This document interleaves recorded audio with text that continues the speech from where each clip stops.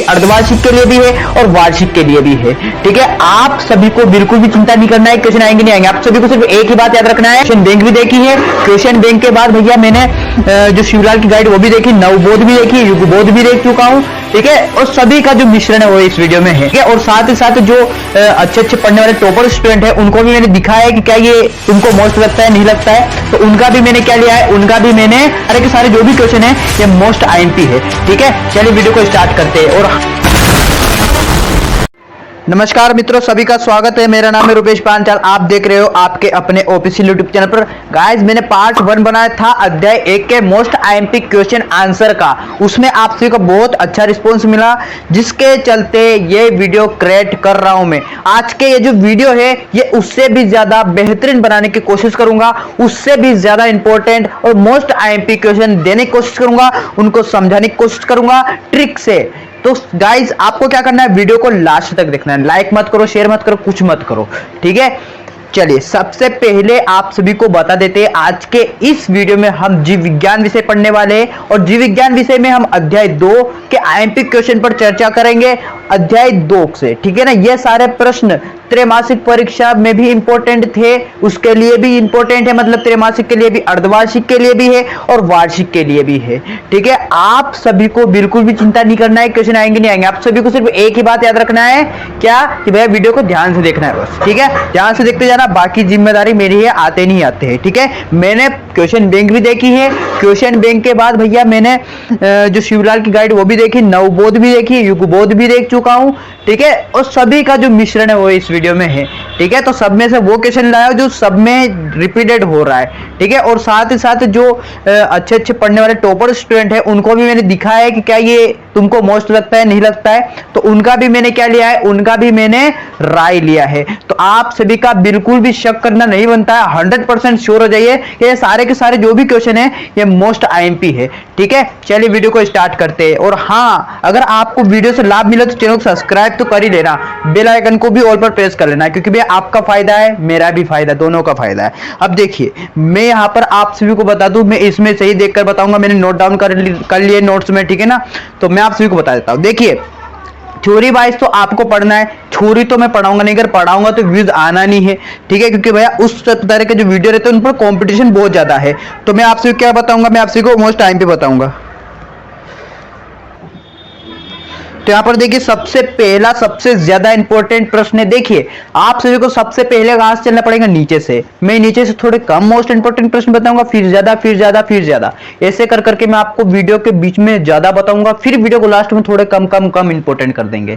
ठीक है, यानी कि फिर वीडियो का लास्ट में ज्यादा इंपॉर्टेंट भी बताऊंगा। और आप सभी को एक बात बता दो, अगर आप ओटी की टेंशन ले रहा है तो ओटी की टेंशन आप कर दो साइड में, क्योंकि भैया ओटी के जो क्वेश्चन है वो बहुत सारे क्या कहां से बनते हैं, थ्योरी से बनते हैं। तो अगर आपने सारे बड़े बड़े क्वेश्चन तैयार कर लिए तो भैया आप सभी का 50% जो ओटी है, 50 क्या 80% ओटी जो है, ऑब्जेक्टिव टाइप क्वेश्चन जो है, वो तो भैया तैयार हो ही जाना है। तो आप सभी को ओटी को तो क्या करना है, टेंशन लेना ही नहीं है। ओटी तो फिर आपको बाद में कर लेना है, ठीक है, एग्जाम के पहले। ठीक है, अब चलिए यहां पर हम देखते हैं। सबसे पहला प्रश्न है कि भैया 5 जगत जो वर्गीकरण जो अपनी है, ठीक है, उसके प्रमुख मापदंड क्या थे। 5 जगत वर्गीकरण पद्धति के बारे में पढ़ लेते हैं। अब देखिए, इससे प्रश्न घुमा घुमा कर पूछा जाता है कि भैया देखिए 5 जगत वर्गीकरण पद्धति की बात हो रही है। कौन सी जगत, देखिए यहां से दिख जाएगा, ये जो 5 जगत वर्गीकरण, ये जो अपनी पद्धति है, क्वेश्चन हो रहा है सिर्फ इसी के बारे में। अगर आपको दिख नहीं रहा है तो मुझे माफ कीजिएगा, लेकिन सुन लीजिएगा, सुना तो रहा है। 5 जगत जो वर्गीकरण पद्धति, सबसे पहले हम इस पर चर्चा कर लेते हैं। प्रश्न बहुत अलग अलग तरीके से पूछ जाएगा आप सिर्फ से। इससे प्रमुख मापदंड पूछेंगे, यानी कि आधार बोले तो प्रमुख मापदंड। पहला ये इससे प्रश्न पूछा जाता है कि ये क्या है क्या नहीं है। दूसरा क्या पूछा जाता है, दूसरा पूछा जाता है इसके जगत के बारे में, इसमें कौन कौन से जगतों को जो है उनको प्रस्तुत किया है, कौन कौन से जगत है। ठीक है, तीसरा है ये जो भी जगत है उन सभी जगत के बारे में क्या है, जानकारी आपको बतानी पड़ती है। जानकारी कमियां बतानी पड़ती है और लक्षण बोल लो आप इन्हें, या प्रमुख लक्षण भी पूछ सकते हैं। तो ये तीनों जो चीजें हैं अगर आपने याद कर लिया तो 101% एक ना एक क्वेश्चन इसमें से आने वाला है, इसलिए समझ लीजिएगा। आप सिर्फ पढ़ते बहुत हो लेकिन याद रहता नहीं है। क्यों नहीं रहता है? उनको समझने का जो तरीका है वो थोड़ा यूनिक रहना चाहिए, थोड़ा हटके रहना चाहिए सभी से। कंपटीशन की दुनिया में अपना तरीका अलग बनाओ, ठीक है। अब देखिए हम यहाँ पर क्या करते हैं, इन सभी चीजों को करते हैं साइड में, जगत और जगत के बारे में जानकारी को इनको मिटा देते हैं। सबसे पहले हम बात कर लेते हैं प्रमुख मापदंड कौन कौन से। मापदंड का अर्थ आप यहाँ पर समझो कि मापदंड आखिर है क्या। देखिए हर कोई वैज्ञानिक अपनी अपनी पद्धति देता है, अपनी अपनी वर्गीकरण पद्धति को प्रस्तुत करता है। और कैसे करता है? वो कुछ ना कुछ आधार बनाता है, कुछ ना कुछ मापदंड बनाता है कि वो इसके आधार पर वर्गीकरण पद्धति दे रहा है। अब अगर हम वर्गीकी के जनक बोले तो कार्ल लिनियस को बोला जाता है। लेकिन आप सभी को मैं बता दूं वर्गीकरण का इतिहास के बारे में। वर्गीकरण सबसे पहले अरस्तु जी ने किया था। अरस्तु जी ने जो संपूर्ण जगत है उसमें जो पेड़ पौधे है उसको भैया क्या क्या नाम दिया था? एक तो वृक्ष, एक शाख और एक झाड़ी। ये तीनों में उनको किसको बांट दिया? उन्हें वनस्पति को बांट दिया। और उन्होंने जो अपन थे, जो मानव थे, जो जंतु थे, उनको किस में बांटा? उनको दो आधार पर बांटा। एक तो भैया जिनमें लाल रक्त कणिका जो थी, लाल रक्त कणिकाएं, एक तो वो जिसमें उपस्थित थी उसको अलग कर दिया, और एक जिसमें उपस्थित नहीं थी उसको अलग कर दिया। इस प्रकार से उन्होंने मापदंड मतलब वर्गीकरण किया था। किसने? अरस्तु जी ने। लेकिन अरस्तु के इस वर्गीकरण पद्धति जो है, ये वर्गीकरण पद्धति ज्यादा सीमित नहीं थी, ज्यादा अच्छी नहीं थी। तो इसको भैया इसमें कमियां ढूंढी। कमियां किसने ढूंढी? कार्ल लिनियस ने। वो कार्ल लिनियस ने फिर दी। देखिए जगत नहीं लगा था उसमें, जगत नहीं लगा था, जगत ने केवल वर्गीकरण किया था। फिर कार्ल लिनियस ने जगत दिया, दो जगत वर्गीकरण पद्धति। उन्होंने फिर पादप को अलग कर दिया और जंतु को अलग कर दिया। कैसे? कोशिका भित्ति के आधार पर। एक में कोशिका भित्ति उपस्थित, एक में अनुपस्थित। तो इस प्रकार से वर्गीकरण किया था, ठीक है। फिर उसके बाद बहुत सारी पद्धति आई। फिर उसके बाद ज्यादा इंपॉर्टेंट है 5 जगत वर्गीकरण पद्धति। तो इन सभी की मैं क्या सिखा रहा हूं आप सभी को? इन सभी का आधार बता रहा हूं कि प्रमुख मापदंड यानी कि क्या देखा। जैसे कि कार्ल लिनियस ने देखा भैया आकार देखा। क्या देखा? आकार नहीं, सॉरी, कोशिका भित्ति देखी। क्या देखी? कोशिका भित्ति। किसके अंदर कोशिका भित्ति है, किसके अंदर नहीं है। अब देखो ये तो बहुत सारी ज्यादा बात होगी। अब देखो यहाँ पर समझने वाले समझ जाएंगे, वरना नहीं समझने वाले भी समझ जाएंगे अगर थोड़ा प्रयास करेंगे। तो देखिए अब प्रमुख मापदंड हम देखते हैं 5 जगत वर्गीकरण पद्धति का। सबसे पहला आधार देखते हैं। सबसे पहला आधार क्या है? फर्स्ट आधार आपका है कोशिका संरचना।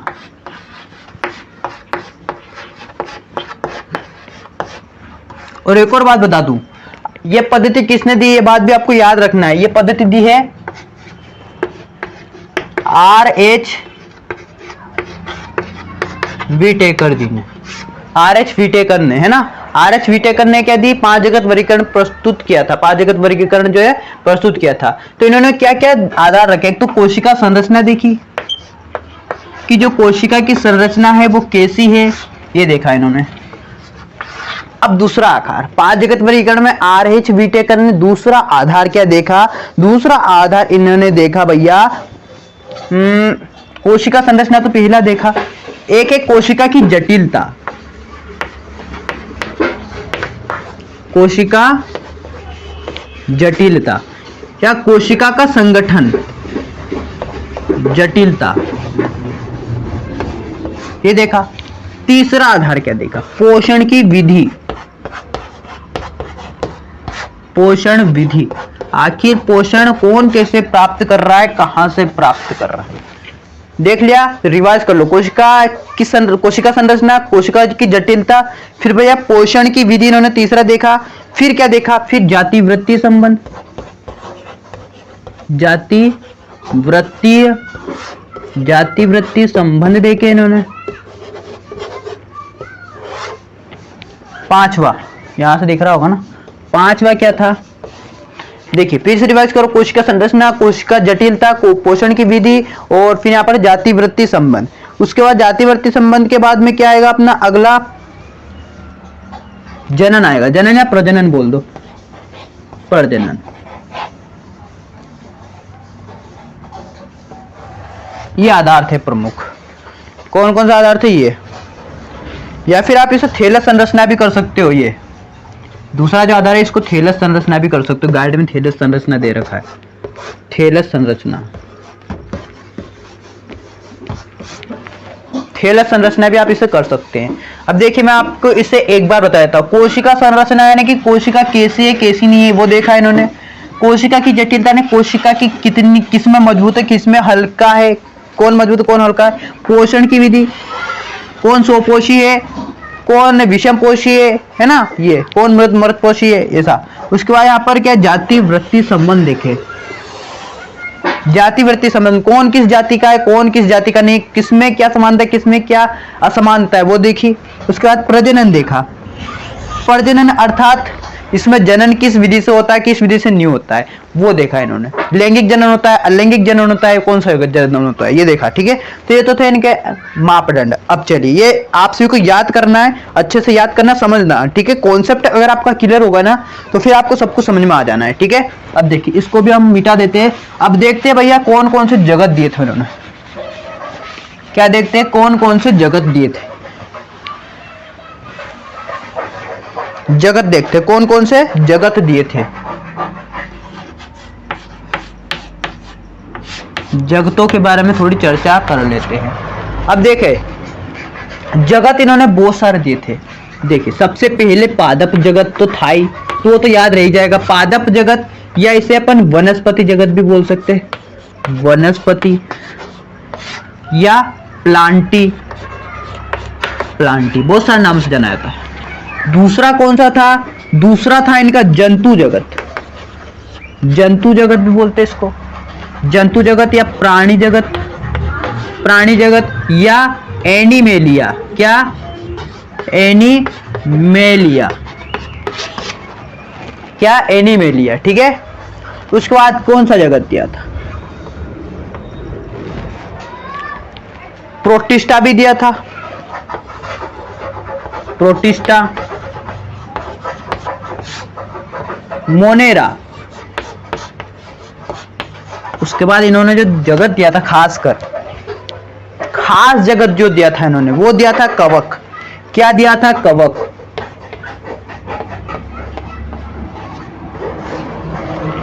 ये जो कवक जगत है ये इनका खास जगत था। इन्होंने कौन सा जगत दिया था, खास करके इन्होंने यही जगत बनाया था। बाकी और में भी कुछ चेंजेस किए थे इन्होंने, लेकिन खास अलग समूह जो इन्होंने बनाया वो कवक ही बनाया था। ठीक है, तो ये हो गए इनके द्वारा दिए गए जो जगत है वो 5 जगत थे। पहला पादप, दूसरा जंतु, तीसरा प्रोटिस्टा, चौथा मोनेरा और 5वां कवक।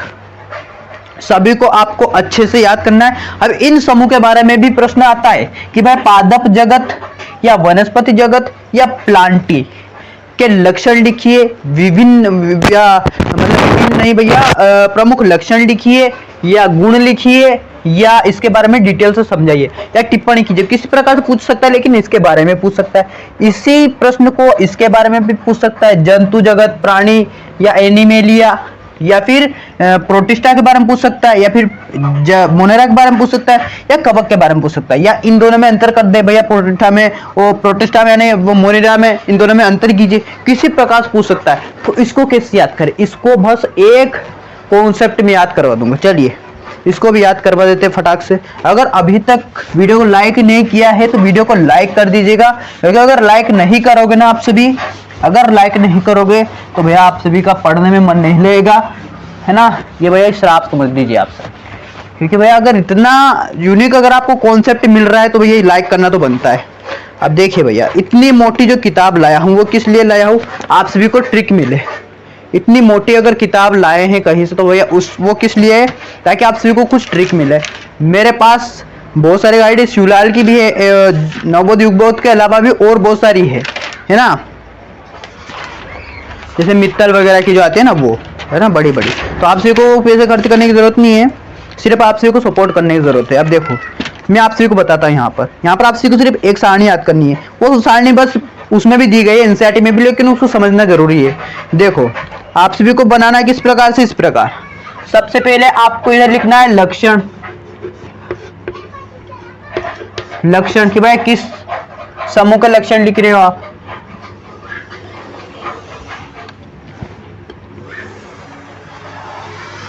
फिर इधर जाएगा भाई जगत, जगत बहुत सारे दे देते हैं अपन, मोनेरा,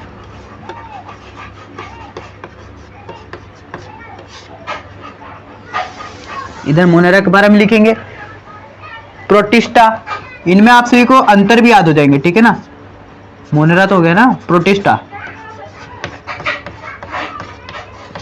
प्रोटिस्टा। उसके बाद इधर आ जाएगा कौन सा, पादप,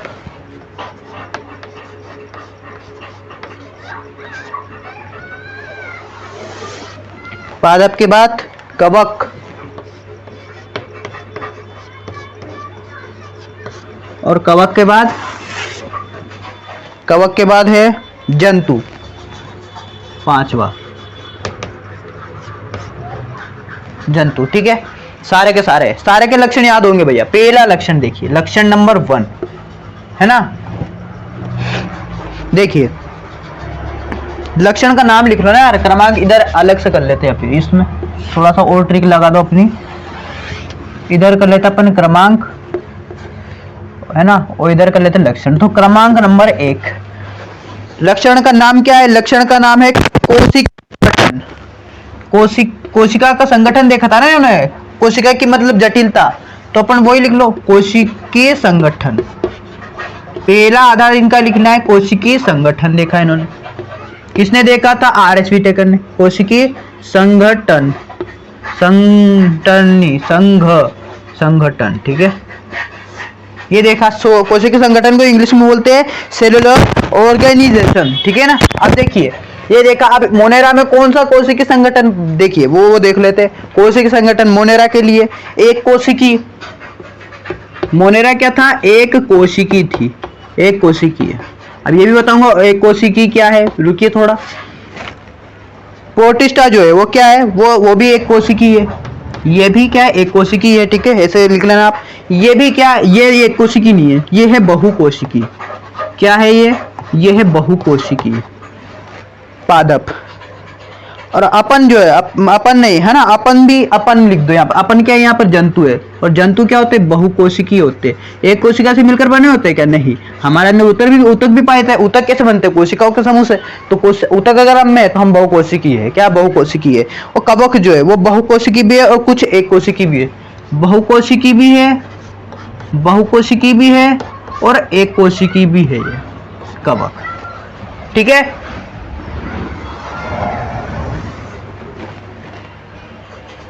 अब देखना है यहाँ पर एक कोशिकी क्या है। एक कोशिकी, देखिए वे कोशिकाएं जिनमें केवल एक ही कोशिका पाई जाती है उनको एक कोशिकी बोलते हैं। एक कोशिकी जीव, वे जीव जिनकी कोशिकाएं में एक ही कोशिका होती है उनको एक कोशिकी बोलते हैं। ये भी एक कोशिका, ठीक है। अब बहुकोशिका, वे कोशिका जिनकी कोशिकाएं 2 या 2 से अधिक कोशिकाओं से मिलकर बड़ी हो जाती है। 2 या 2 से अधिक कोशिकाएं मिलकर बड़ी कोशिकाओं का जब निर्माण करती है तो बन जाता है बहुकोशिकी। तो बहुकोशिकी हो गया, ठीक है। बहुकोशिकी एक कोशिकी आपको पता चल गया ना, ठीक है। अब देखिए ये हो गया पहला। अब दूसरा देखिए, अगर आपसे पूछा जाए, मैं आपको बाद में बताऊंगा भी प्रश्न किस प्रकार से पूछा जाएगा। देखिए दूसरा अपन देख लेते हैं भैया, केंद्रक देख लेते हैं। क्या देखते हैं, दूसरा केंद्रक देख लेते हैं। क्या देखते हैं, केंद्रक देखते हैं। अब भैया केंद्रक के बारे में अपन यहाँ पर पॉइंट देखेंगे। केंद्रक को भैया अपन न्यूक्लियस भी बोलते हैं, न्यूक्लियस है ना, हाँ न्यूक्लियस भी बोलते हैं। अब देखिए ये जो अपना मोनेरा जगत है, इसमें पूर्ण केंद्रक पाया जाता है। पूर्ण केंद्रक पाया जाता है इसमें, पूर्ण विकसित केंद्रक। और इसमें प्रोटिस्टा में कौन सा पाया जा रहा है, प्रोटिस्टा में पूर्ण विकसित केंद्रक नहीं पाया जाएगा, सुकेंद्रक पाया जाता। सुकेंद्रकीय पूर्ण केंद्रक नहीं भैया, यहाँ पर गाइड में पूर्ण केंद्रक दे रखा, पूर्ण केंद्रक नहीं आएगा। लेकिन सुकेंद्रक यहाँ पर हो गया, ये इसमें लिख दो सुकेंद्रक नहीं है, इसमें सिर्फ लिख दो केंद्रक तो है, लेकिन ऐसा करते हैं पूर्व केंद्रक। पहले का जो केंद्रक रहता है ना पुराना, वो केंद्रक है, इसमें सुकेंद्रक है, ठीक है। अगला पादप में, इसमें भी सुकेंद्रक है, पादप में सुकेंद्रक, ठीक है, आगे लिख लेना, शॉर्ट में लिख रहा हूं, सुकेंद्रक, सभी में सुकेंद्रक है बाकी, इसमें भी सुकेंद्रक, इसमें भी सुकेंद्रक। अब ये आपको समझना जरूरी है, पूर्व केंद्रक, सुकेंद्रक, ये क्या है। देखिए केंद्रक दो प्रकार के होते हैं, दो प्रकार के, मतलब रुकिए, केंद्रक नहीं, एक होता है प्रोकैरियोटिक, एक होता है यूकैरियोटिक। ध्यान सुनिएगा, प्रोकैरियोटिक यूकैरियोटिक, अगर आपको नया शब्द लग रहा है तो सुन लो।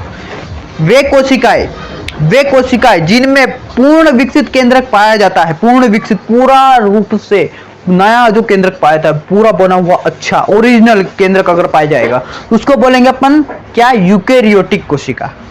और एक होता है प्रोकैरियोटिक। प्रोकैरियोटिक वे कोशिका होती है जिनमें पूर्ण विकसित केंद्रक नहीं पाया जाता है। क्या नहीं पाया जाता है, पूर्ण विकसित केंद्रक नहीं पाया जाता है, उसे बोलेंगे अपन क्या, उसे बोलेंगे अपन प्रोकैरियोटिक कोशिका। क्या बोलेंगे, प्रोकैरियोटिक कोशिका। तो आप सभी यहां पर ये लिख लेना, ठीक है। पूर्ण केंद्रक यानी पूर्व केंद्रक यानी कि पुराना केंद्रक, सुकेंद्रक यानी कि पूर्ण रूप से विकसित केंद्रक, ठीक है। चलिए अगला देख लेते हैं, तीसरा। और तीसरा क्या अपना, तीसरा क्या है यहाँ पर अपना, तीसरा है, इसमें से देखिए बहुत सारे दे रखे भैया, इसमें बहुत बड़ी चार्ट दे रखी है, लेकिन मैं इसमें से छाट रहा हूँ भैया, आपके एनसीईआरटी में तो कम ही है, लेकिन इसमें बहुत ज्यादा है। अब देख लेते हैं अपन इसमें पोषण विधि देख लेते हैं, पोषण विधि, पोषण, सरल सरल बता रहा हूं, पोषण, पोषण देख लेते हैं। पोषण इसमें होगा भैया प्रकाश संश्लेषण द्वारा, मोनेरा में, इसमें प्रकाश संश्लेषण द्वारा, प्रकाश संश्लेषण, प्रकाश संश्लेषण आप सुन लेना, तो क्यों आपने सुना होगा, 9वीं से सुनते आ रहे हो।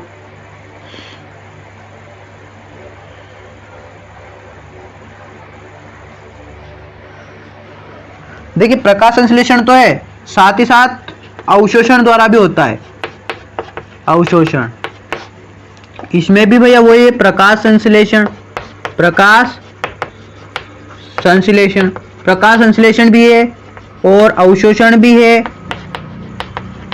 और एक और नया आ गया इसमें शायद, देखिए एक और होगा इसमें, हाँ परपोषण भी है,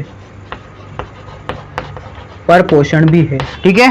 ये तीनों है, ये इससे भिन्न है क्योंकि इसमें परपोषण भी आ गया, तो इसमें परपोषण नहीं है, ठीक है। अगला देखिए पादप देखते हैं, पादप में तो सिर्फ प्रकाश संश्लेषण ही होगा, पादप में क्या होगा, सिर्फ प्रकाश संश्लेषण ही होगा, प्रकाश संश्लेषण, प्रकाश संश्लेषण द्वारा। कवक को देखते भैया, कवक में क्या होता है, कवक में मृतोपजीवी, मृतोपजीवी द्वारा, मृतोपजीवी, मृतोपजीवी, मृतोपजीवी में आपको बताऊंगा, मृतोपजीवी द्वारा। और इसमें जंतु में अपन में देख लेते हैं, जंतु में परपोषण द्वारा, परपोषण, परपोषण द्वारा, ठीक है, परपोषण।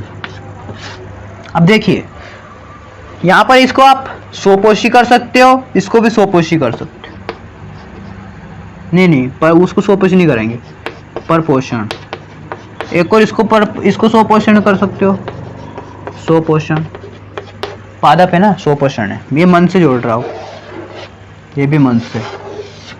अब देखिए प्रकाश संश्लेषण तो आप जानते हो, प्रकाश संश्लेषण आपको समझाने की जरूरत नहीं है। अवशोषण भी जानते हो, अवशोषण, धन शोषण, उसका शोषण करना, है ना। अब देखिए स्वपोषण क्या है, स्वपोषण वो होता है, स्व यानी खुद पोषण, यानी कि वे जीव जो खुद से ही क्या कर लेते हैं, खुद से अपना भोजन प्राप्त कर लेते हैं, स्वपोषी जीव कहलाते हैं, अर्थात स्वपोषण कहलाता है, खुद से भोजन प्राप्त करना स्वपोषण, ठीक है। आप चाहे तो मत लिखना है, क्योंकि हो भी सकता है, नहीं भी हो सकता है, ये मैं मन से लिख रहा हूँ, इसलिए इसको तो मत लिखना। पादप में जरूर भैया हो सकता, बिल्कुल वो तो 100% है। अब देखिए इसमें भी परपोषण मैंने समझा दिया, परपोषण क्या होता है। परपोषण क्या होता है, ऐसा पोषण जो दूसरे द्वारा ग्रहण किया जाता है, दूसरों द्वारा ग्रहण किया गया पोषण परपोषण कहलाता है। अब स्वपोषण वही बता दे, खुद से प्राप्त करना पोषण, वो मृतोपजीवी, या मृत मृत पोषण, मृत जो भी जीव रहते हैं, मरे हुए जीव, उनसे अपना पोषण ग्रहण करना क्या कहलाता है? मृतोपजीवी कहलाते हैं। वे जीव जो दूसरे मरे हुए सड़े गले पदार्थों से अपना पोषण प्राप्त करते हैं, मृतोपजीवी कहलाते हैं। पर पोषण मैंने आप सभी को बता दिया, ठीक है। चौथा देख लेते हैं। चौथा देखो, चौथा क्या है? प्रजनन देख लो भैया, प्रजनन। प्रजनन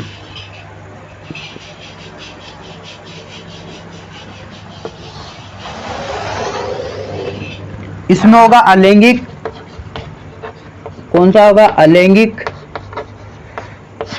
अलैंगिक और विखंडन द्वारा।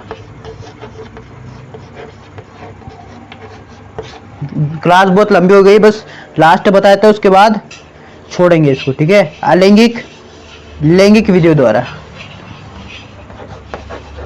इसमें अलैंगिक तथा लैंगिक दोनों है, अलैंगिक तथा लैंगिक दोनों है। और इसमें देखो अगला क्या है? अगले में देखो अलैंगिक तथा लैंगिक, इसमें भी अलैंगिक भी है, अलैंगिक और लैंगिक दोनों है। अलैंगिक और लैंगिक आप जानते हो, दोनों है, ठीक है। उसके बाद अगला देख लो कवक। कवक में भी अलैंगिक भी है, इसमें भी अलैंगिक भी है और लैंगिक भी है, ठीक है। और जंतु में, अपन में तो भैया मुख्यतः तो लैंगिक विधियों द्वारा होता है, लैंगिक भी होता है अपन में तो, है ना। अब देखिए अलैंगिक क्या होता है, लैंगिक क्या होता है, देख लो। इसमें चाहो तो विखंडन लिखना है, मत लिखना है, किताब में दे रखा है, लेकिन आप चाहो तो मत लिखो। अलैंगिक जनन वैसा जनन होता है, देखिए जनन देखिए, सबसे पहले जनन वो होता है जब दो या दो से अधिक नर और मादा जब आपस में मिलन करके निषेचन क्रिया द्वारा जब नए जीव को जन्म देते हैं, तो वैसी क्रिया को हम बोलते हैं जनन। लेकिन अलैंगिक जनन होता है, जनन का प्रकार है, एक तो होता है अलैंगिक जनन, एक होता है लैंगिक जनन। तो अलैंगिक जनन वैसा जनन होता है जिसमें एक ही, मतलब वो जो भी जनन करेगा वो खुद उसकी सहायता से ही कर लेगा, खुद ही। उसमें दो नहीं होते, उसमें सिर्फ एक ही होता है, स्वयं स्वयं नर होगा, स्वयं ही मादा होगा, उसके अंदर दोनों जो जननांग होते हैं वो उपस्थित रहते हैं। ये होता है अलैंगिक जनन। इसमें अलैंगिक जनन किसमें? मुनेरा में है। अब प्रोटिस्टा में अलैंगिक भी है और लैंगिक भी है। अब लैंगिक को और समझ लो, लैंगिक तो समझ लो। लैंगिक जनन वो होता है जिसमें भैया एक नर मिलेगा, एक मादा मिलेगा, दोनों का मिलन होगा, दोनों का निषेचन होगा और दोनों नए संतान को जन्म देंगे, वो होगा लैंगिक। तो लैंगिक और अलैंगिक दोनों किस्म पाए जाएंगे प्रोटिस्टा में। पादप में भी वही अलैंगिक और लैंगिक। पादप में भी अलैंगिक लैंगिक है क्या?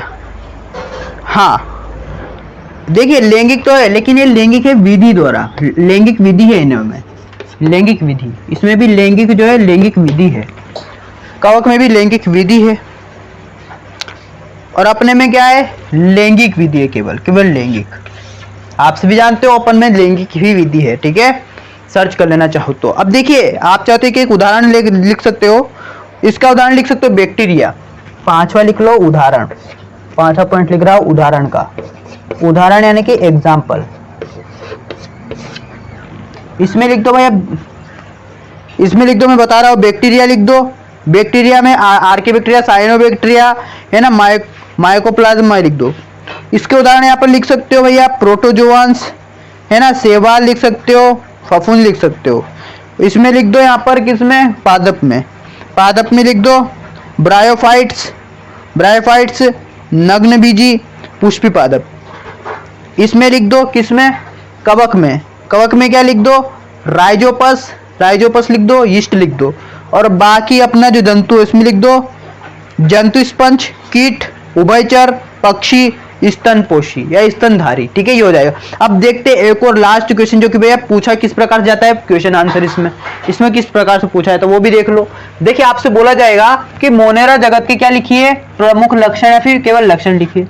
तो आपको ये जो पूरा है इसको जोड़ तोड़ के लिख देना है, केवल इस लाइन को याद रखना है कि मोनेरा जगत की जो कोशिकीय संगठन है वो एक कोशिकीय होता है। मोनेरा जगत में केंद्रक पूर्व केंद्रक होता है। मोनेरा जगत में जो पोषण विधि होती है वो प्रकाश संश्लेषण द्वारा और अवशोषण द्वारा होती है। मोनेरा जगत में जो प्रजनन होता है वो अलैंगिक जनन होता है। और उसका उदाहरण लिख दो भैया। इसका उदाहरण अपने क्या लिखा था, बैक्टीरिया साइनोबैक्टीरिया वगैरह, जो इसका उदाहरण लिखा था किसका, मोनेरा जगत का। देख लेता हूं, हाँ बैक्टीरिया लिख दो, इसका उदाहरण लिख दो बैक्टीरिया। तो ये 5 पॉइंट हो जाएंगे। 5 नंबर से ज्यादा का आपका क्वेश्चन पूछा नहीं जाता है, आपको 5 पॉइंट याद करना है। प्रोटिस्टा जगत का देखो, आपसे पूछा जाएगा प्रोटिस्टा जगत के प्रमुख लक्षण या लक्षण लिखिए। तो आपको क्या लिखना है कि प्रोटिस्टा जगत की जो कोशिका होती है वो एक कोशिकीय होती है। प्रोटिस्टा जो जगत है इसमें जो केंद्रक होता है वो सुविकसित होता है। प्रोटिस्टा जगत जो है इसमें पोषण जो होता है प्रकाश संश्लेषण द्वारा, अवशोषण द्वारा और परपोषण द्वारा होता है। प्रोटिस्टा जगत जो है इसमें प्रजनन जो होता है वो अलैंगिक जनन द्वारा और लैंगिक विधियों द्वारा होता है। प्रोटिस्टा जगत जो है इसका उदाहरण लिख दो। प्रोटिस्टा जगत का उदाहरण क्या, प्रोटोजोआंस होता है, शैवाल होता है। प्रोटिस्टा जगत का उदाहरण लिख दो शैवाल। अब एक और बात, इन दोनों में अंतर भी आ सकता है। मोनेरा और प्रोटिस्टा में दोनों में क्या आ सकता है, अंतर भी आ सकता है। तो आपको क्या लिखना है, आपको लिख देना है मोनेरा जगत जो है इसमें पूर्व केंद्रक पाया जाता है और प्रोटिस्टा जो है इसमें सुकेंद्रकीय होता है। ये तो पूर्व केंद्र की है, ये सुकेंद्र की, पहला अंतर हो गया। दूसरा अंतर क्या लिख सकते हो, इसमें जो भैया इसमें जो पोषण होता है वो केवल प्रकाश संश्लेषण और अवशोषण द्वारा होता है, लेकिन प्रोटिस्टा में जो पोषण होता है वो प्रकाश संश्लेषण भी होगा, अवशोषण भी होगा, लेकिन इसमें एक और आ जाएगा परपोषण द्वारा भी हो जाएगा, परपोषण। ठीक है, तो ये दूसरा अंतर हो गया। तीसरा अंतर लिख सकते हो भैया प्रजनन। प्रजनन लिख दो, मोनेरा में केवल अलैंगिक होता है, लेकिन प्रोटिस्टा में लैंगिक भी होता है, अलैंगिक दोनों होता है। अगला इसका उदाहरण लिख दो, इसमें लिख दो भैया बैक्टीरिया साइनोबैक्टीरिया, और इसमें लिख दो प्रोटिस्टा का उदाहरण शैवाल। ये हो जाएंगे आपके अंतर। अभी के अभी आपसे बहुत ज्यादा प्रश्न बनेगा। देखो 1 2 3 4 5 प्रश्न तो यहाँ पर बन रहे, 6 प्रश्न ये बन गया। अगर आपको इन दोनों में आ गया तो इन दोनों में 7 प्रश्न के पादप में जंतु में अंतर बताइए। बहुत सारे प्रश्न बन रहे, इससे 15 प्रश्न बना सकता हूँ मैं यहीं पर। 15 क्या 25 प्रश्न बना सकता हूँ, 30 प्रश्न बना सकता हूँ। तो इसको जरूर से याद करें, 100% याद करें भैया। क्या है भैया में इसमें क्या है भैया, इसमें लक्षण है भी, जगत लिख दिए भैया यहाँ पर, फिर ये लक्षण सारे यहाँ पर है, फिर लक्षण कहाँ के पाए जा रहे वो लिख दिए। कौन सा इसमें बड़ी बात है, कौन सा बड़ी बात है, बहुत छोटी बात है, फटाफट से याद कर लो। और हाँ, वीडियो को शेयर कर दो, सब्सक्राइब कर दो चैनल को, वीडियो को लाइक कर दो। जय हिंद, जय भारत।